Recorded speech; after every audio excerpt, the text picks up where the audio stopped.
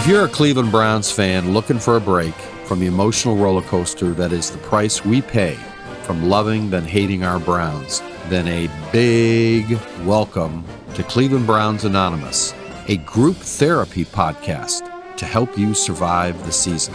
So let's start our meeting. Hi, everybody. It's Mike and Brook with a gray, cold defeat Monday. And before I get started, Brook, thoughts on the weather? No. We know it's gloomy and cold. Just another miserable game. Looked somewhat decent first half, and then I planned out my Sunday with my wife. We have just a bunch of chores to do, and I planned it out well. I wanted to watch the first half while I did some laundry, and then the second half went downstairs. We had to organize our basement, and I was just kind of checking my phone, and I was like, well, I timed this perfectly. Yeah, but you didn't see it's that drip. I mean, this whole Browns regime starting last year, it's just terrible. I mean, you know what? You just know they're going to lose. And what does that tell you about the culture? And, I don't want to sound like a broken record on this, but I don't know, go back to our podcasts, 4 or 5 weeks ago. I just said Stefansky's got to go. He's got to go. I mean, it is beyond terrible. I don't think malpractice. Shador's that bad. We're going to ruin him. We're going to win if Stefansky stays around. You know what? And then you got Jerry Jeudy in his face. What is going on here? And of course, Stefansky and Andrew Berry, they're not going to do anything. Jerry Jeudy, it'd be one thing if Myles Garrett said something or Schlesinger said something. Jerry Jeudy? You can't make this stuff up. It is so dysfunctional. This is the guy who committed that bonehead fumble, Oakland, and he's calling out Shador? Where is Stefansky? What has he got, the covers under it? Is he in his bed with the covers over his head? It is beyond pathetic. The lack of leadership that our head coach is once again not demonstrating. You gotta wonder if Stefansky knows he's dumb.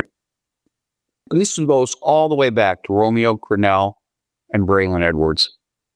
This is indicative of the losing culture the Browns organization's had for 30 years, going back to Marty Schottenheimer. Yeah, you need that culture-setting coach. Yeah, and you got to ask yourself, hey, everybody, play little Mad Libs here. What would Parcells do? You hear, all you got to do, folks, is go on YouTube. Bill Parcells mic'd up. In fact, Mark, put in Bill Parcells' remark, "I'll coach the goddamn team." He's talking to Phil Simms. He's just yelling at people and says, "I'll coach the team." You think Parcells, a knucklehead like Jerry Jeudy, who's been dropping passes, bonehead plays in the Las Vegas, the Raiders game, Jeudy would have been caught. He'd been suspended. Dad sticking a knife into Baker when Baker is shoulder is not right. What did Stefansky do? What did Andrew Berry do? Nothing, except, guess what? They engineered a trade to OBJ to the Rams where we won a Super Bowl. For what? Let me guess. A 5th-round pick? These prized 5th-round pick that Andrew Berry collects like decals or the shit you get, from animal crackers when you open up the box. Cracker Jacks, some toy. The 5th rounder. This team, and you know what, Mary Kay, the media out there, it is not the quarterback. I know I'm a broken record here. It is not the quarterback. It's not the talent on the field. It is the head coaching, where the special teams coach is beyond incompetent. And they're blaming the players. We got young players. We got too many young players. You got Stefansky up there. I've got to coach this better. Again, we're like in a dysfunctional relationship where the battered wife says, well, he hit me. Well, he had reason. He was frustrated. It's just dysfunctional. Help me, Brook. My blood pressure's going up, and I just had Ethan. Yeah, calm me down. Calm me down. I got to drink more soup here. I mean, yeah, I'm with you 100%. It's like if you switch the coaching staff lines yesterday, Stefansky with Shanahan. I mean, the Niners are totally depleted, but you just knew that. Oh no. Oh, they'll make the adjustments. They'll make the adjustments in the second half, and we'll screw it up. Like the Jets would. So, I mean, I think Stefansky will be gone. I think Andrew Berry will stay. I think Berry did a nice job in the draft, but you got to get that culture guy, that coach. I don't know who that is. Hey, it could be Jim Schwartz.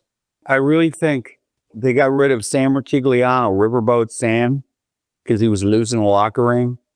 And they had, I forget who the wide receiver was. I mean, Terry Pluto would know, the old school guys. Hit the comment section, on the YouTube feed. Tell me that wide receiver that just kept dropping passes, acting up. He was a high-priced free agent that Art Modell brought in.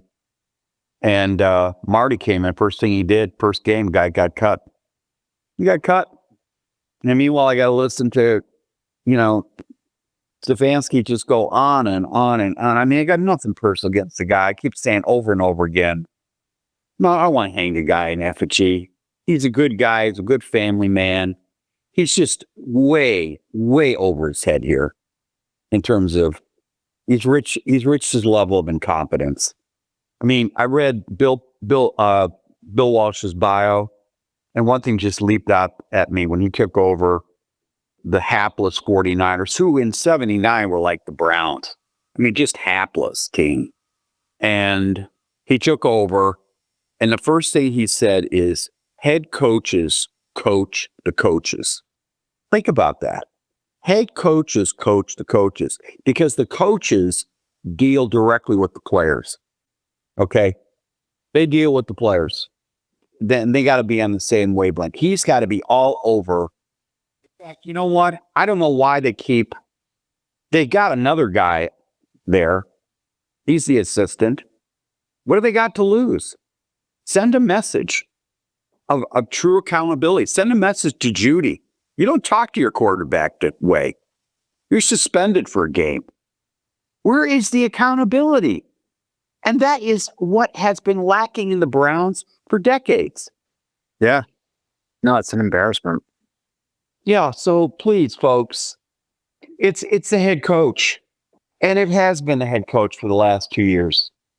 Well, I think a lot of people have come around to that. I'm hearing less and less people arguing for Stefansky. Now, I'm not saying everyone, but I think a lot of people, if Jimmy Haslam, they play the Titans next? Oh, my God. Can you imagine? Can you imagine if they lost that? And they had more kickoff returns for touchdowns? Yeah. And we got to listen to Stefansky say how he's got to coach better? I mean, Jimmy, and what are you doing? Put Schwartz in if they lose to the Titans. The thing that hurts the most that I try not to think about, but my wife made this comment, was we were 3 years ago, I felt that we had this thing on track. What, with Flacco or Baker? With Baker, with Stefansky, that Andrew here, smart front office, people that Chubb. It felt like you turned it on, and it was a competent team. You would hear Bill Simmons call them kind of frisky. Yeah. Now, and my wife, I think we were watching, I think it was like the Raiders game. And she was like, oh, like, how's the game? And I was like, well, the Browns are winning, but these are like the two like worst teams, two of the top 5 worst teams in the league. And my wife was, well, I thought weren't they good like 2-3 years ago? And it's like, yeah. Then that's what sucks the most was we're just so bad. The only kind of hope I'm holding on to is this rookie class, our defense, our running back. I know you don't like this, but it's not that you don't like this, but it's comforting to know we got 2 number 1s next year.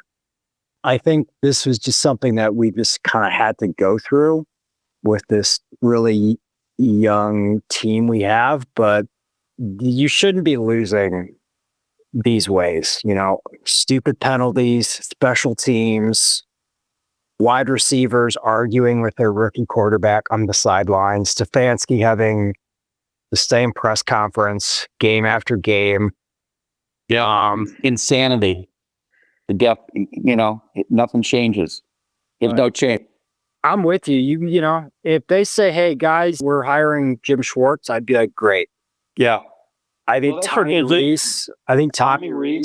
Well, no, I was saying Tommy Rees is getting a lot of talk in the college head coaching circles because that's just such a carousel now. So, yeah. But hey, if Tommy Rees stays, I think, what he's done at least is a little more creative, stuff with like Isaiah Bond. I mean, you could see now, I get it, the Niners defense was super depleted, but the first half, I mean, they were running them. Still running down with Brook. It looked like the old Browns. And Shador looked good. He looked comfortable. Throwing that touchdown to Fannin. And he had time in the pocket. And then they just bonehead 4th down calls. I mean, just dumb calls. Predictable. I mean, it's like Mike Vrabel said. Hey, once they got the tricks in the bag, then everybody makes an adjustment.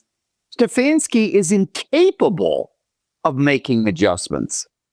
He doesn't demand his coaches make adjustments. They just get worse as the game progresses.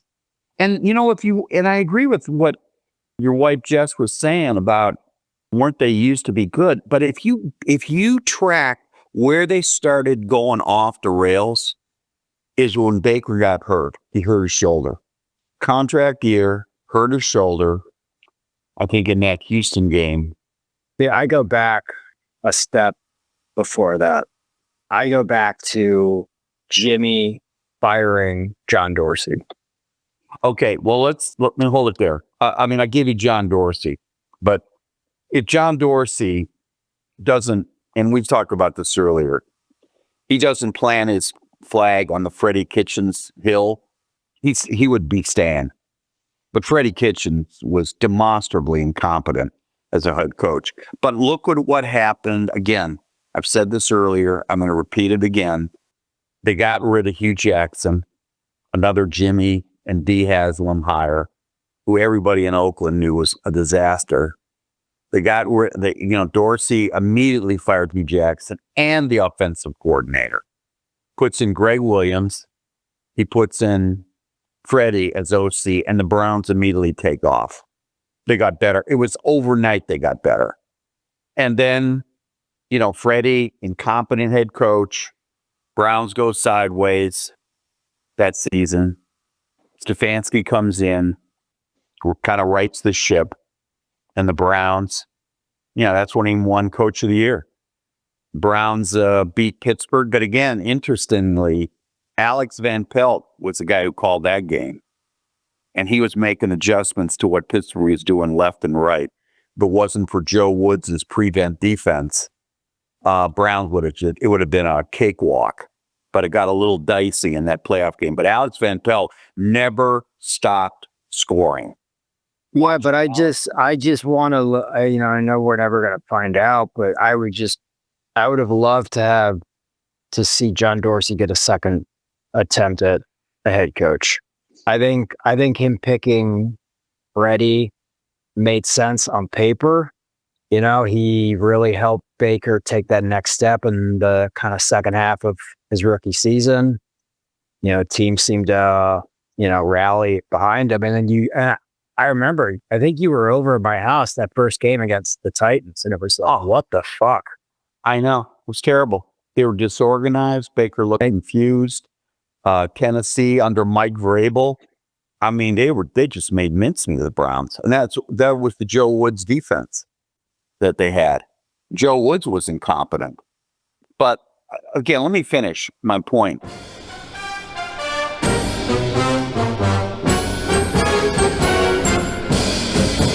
Hey, let's stop here. We got to pay some bills. 30 seconds, and we'll be back. Getting your house ready to sell, or you just need some basic repairs, and you can't get anybody to come out or even return your phone call. Then call Riley Painting and Contracting, your home mechanics, for all of your home repair needs, from electrical, plumbing, roof repairs, and getting your house ready to sell. 45 years in the business, a AAA on the Better Business Bureau, and we're on the preferred contractor list in Cleveland Heights and Shaker Heights. You can contact us by calling 216-371-8160 and leave a message. And guess what? We'll call you back.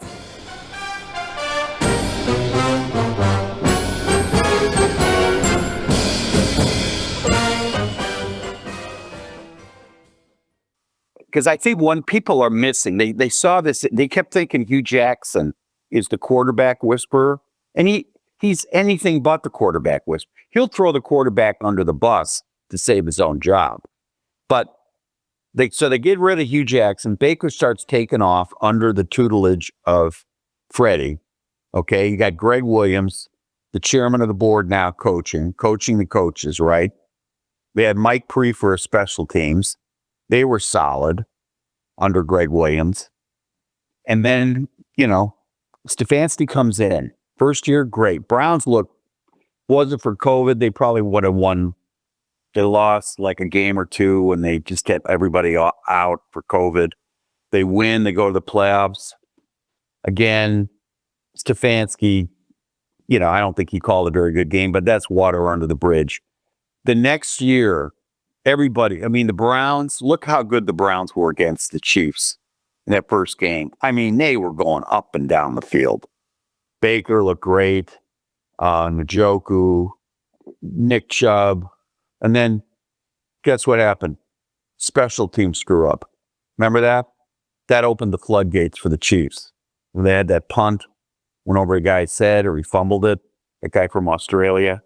Baker gets hurt a couple of games into the season, and then the whole season goes sideways. My question is Stefansky is toxic with quarterbacks? Let's step back.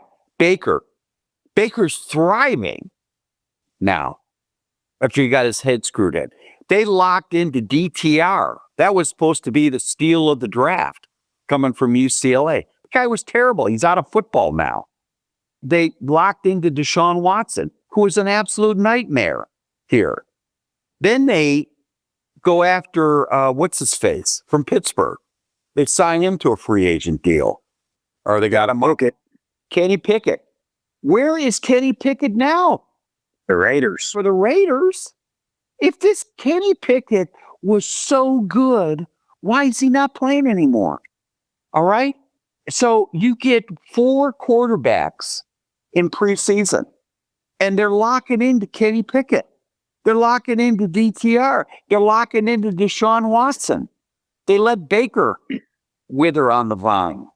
Well, I think it's pretty clear now why Andrew Berry traded Joe Flacco. Oh, he wants Shador to play. Exactly. They want to find out what's going on here. And Stefanski was probably like, hey, no, they're not ready. And, it's like the scene from Moneyball. We traded Carlos. Yeah. But no, I'm with you. Stefanski's every quarterback he's had, you just think, besides Baker's like first year or two, year and a half, they've all been really bad. Yeah. Yeah. I think the last thing I said was, besides Baker's first year and a half, every quarterback we've had under Stefanski has regressed.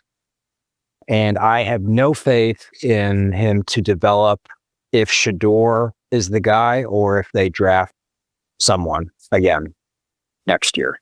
Yeah, I know. Yeah. I think on the bright spot was, I think Shador, I mean, he should have been picked in like the second round. I mean, he is not a sixth round quarterback. I think from what he's been able to do, given the reps with the first team, I think he's looked pretty good. He's got a really nice touch on the ball.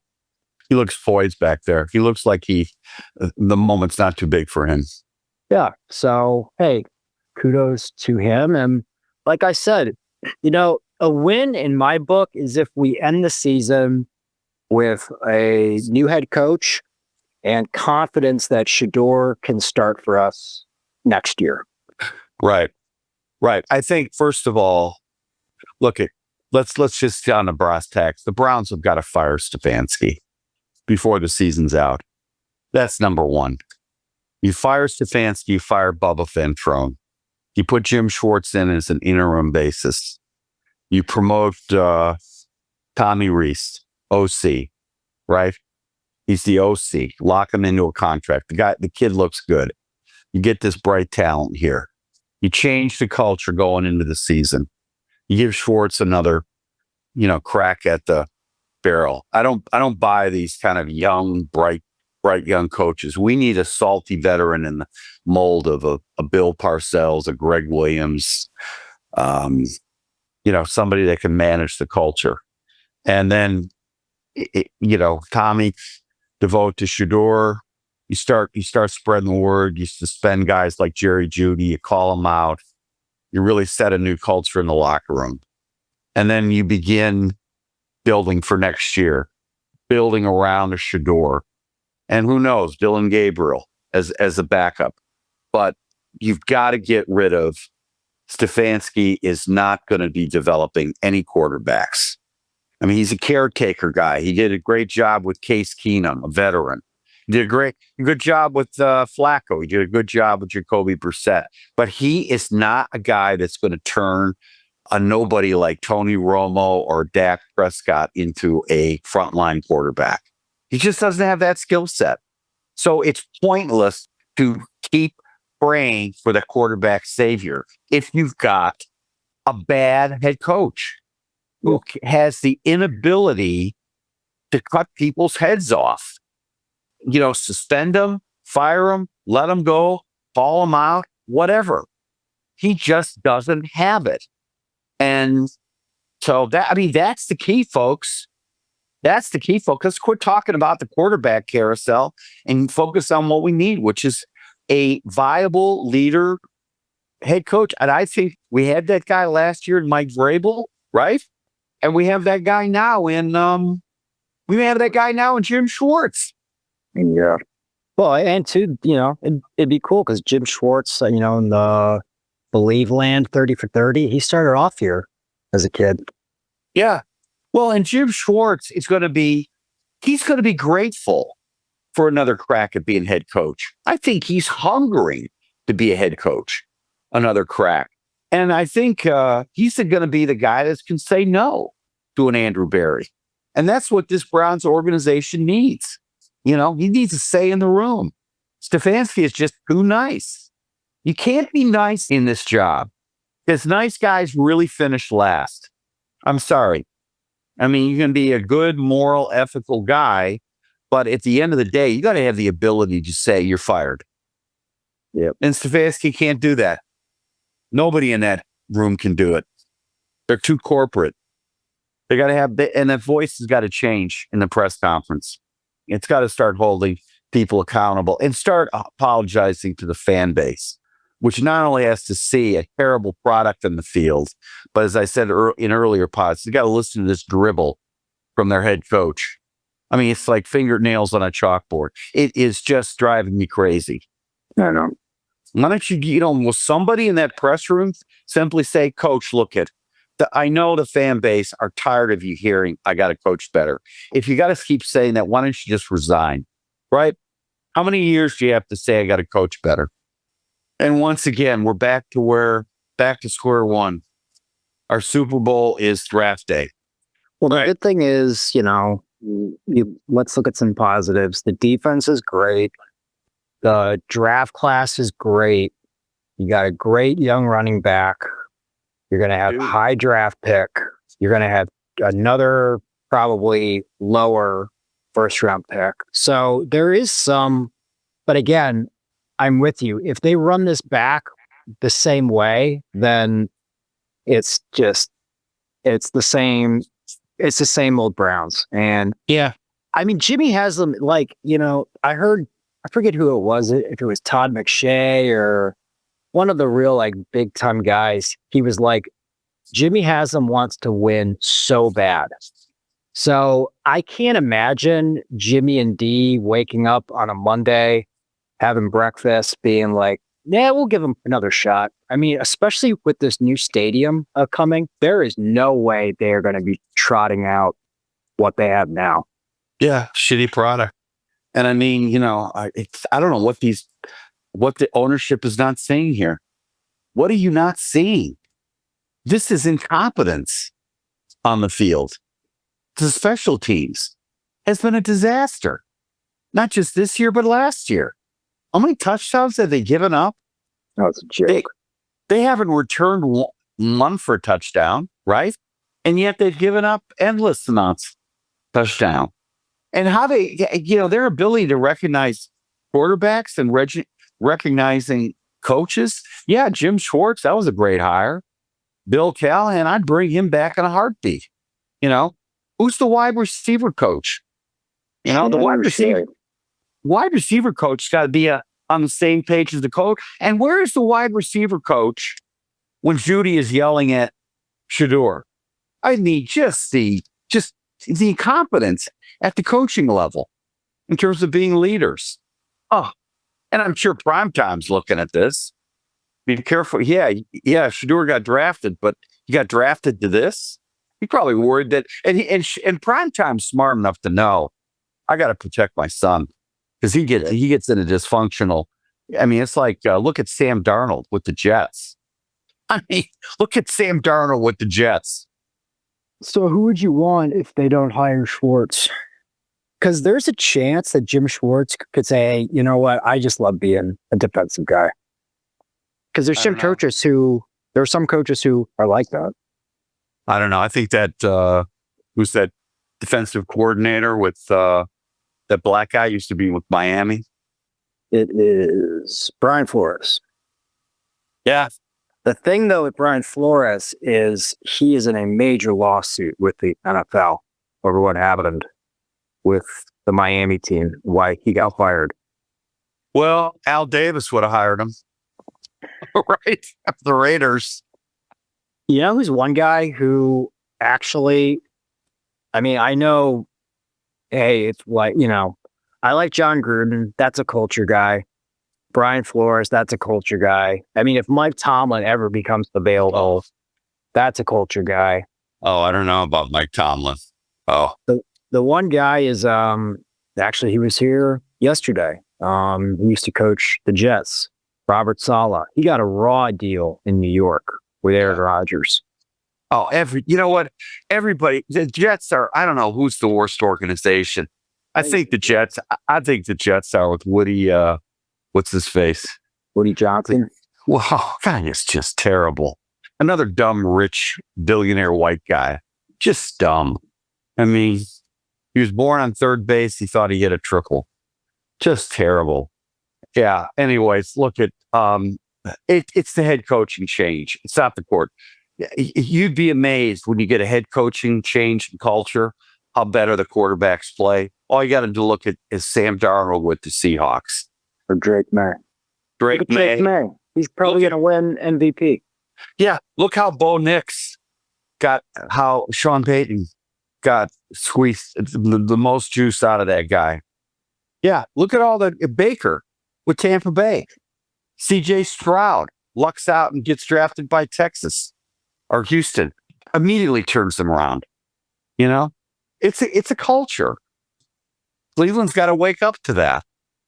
All right. Whoever this new coach is has to have the balls to stand up to Jimmy Haslam. Yeah. Because that's the one constant in this whole thing. I think Jimmy Haslam would be fine with that. I think he wants it. Yeah, I think his biggest mistake is he probably I interfered too much with the Johnny Manziel, Mike Pett, and Ray Farmer. Overruled them, told them pick Manziel. I mean, really, there's something about ownership here. And the kind of Machiavellian front office bullshit that was prior to the Andrew Berry tenure was rampant. Mike Lombardi was here. Look what he and Bill Belichick are doing to ruin the program down in, Chapel Hill. I mean, just they brought in Carmen Policy and Dwight Clark from the 49ers, who had nothing to do with the 49ers' success. It was all Bill Walsh. But, Al Lerner, in his naivete, he brings in Carmen Policy, who's an idiot. And the Browns, they bought Butch Davis, Romeo, Pat Shurmur, Chubb, Eric Mangini. Just terrible head coaching. So, anyways, I know we're sounding like a broken record here, but it's the head coaching. So look at post-Titans game, Brook, we're going to talk about who could be. Let's start compiling a list of who we want to go after as head coaches. Who's out there? And nobody from Harvard, okay? You got it. All right. Thanks, Brook. All right, folks. Talk to you later. Bye.